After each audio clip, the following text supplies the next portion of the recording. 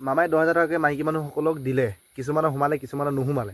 তাৰে মাজত এটা কথা কৈছোঁ, অহাবাৰকৈ মামাই 25,000 টকাকৈ দিব। কি কৰি দিব তো গাইছ, সকলোৱে চাওক ভিডিঅ'টো, কেনেকুৱা লাগে কমেণ্ট কৰি জনাব।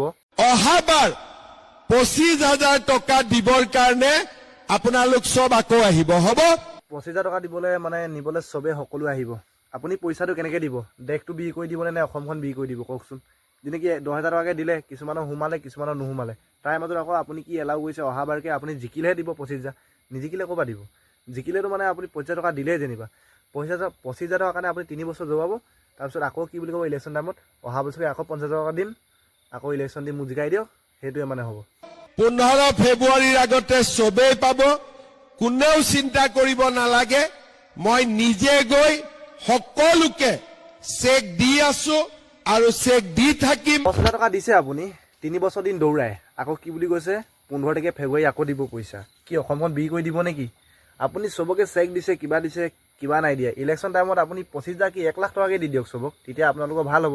তেতিয়ালোকৰ ভোটটোতো আৰু দি দিব। মাইকী মানুহকতো সকলোকে কিনিয়ে ল'লে। সেইটো কাৰণে মই কৈছোঁ আপোনালোকে 25,000-50,000 টকা কৰিবলৈ ডাইৰেক্ট বাদ দিয়ক, লগতে ফিক্স কৰি 1 লাখ টকা দি দিয়ক। দেশটো বিক্ৰী হ'লেও হৈ যাব। সেইটোৱে কথা। আপোনাৰ এতিয়া অসমখনটো এনেও ধ্বংস হ'লেই, আপোনাৰ লিখা যদি মুখ্যমন্ত্ৰী থাকে অসমখন অসম হৈ নাথাকে। আজি 25,000, কাইলৈ 10,000, পৰহিলৈ 15,000, সেইটো আপোনাৰ নিজৰ পকেটৰ পৰা দিয়া নাই নহয়। চব এইবিলাক ক'বা উদ্যান বিক্ৰী কৰিছে, কাজিৰঙা বিক্ৰী কৰিছে, সেইবিলাক কৰিয়ে পইচা দিছে আপুনি, নহ'লে কেনেকৈ দিছেনো?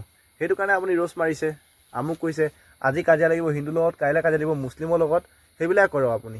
আৰু এতিয়া পাৰিলে আৰু দি দিয়ক, যিমান পাৰে সিমান দিয়ক। 25,000 বদলি 1 লাখ টকা দিয়ক, 1 কোটি টকা দিয়ক আৰু বাদ দিলোঁ।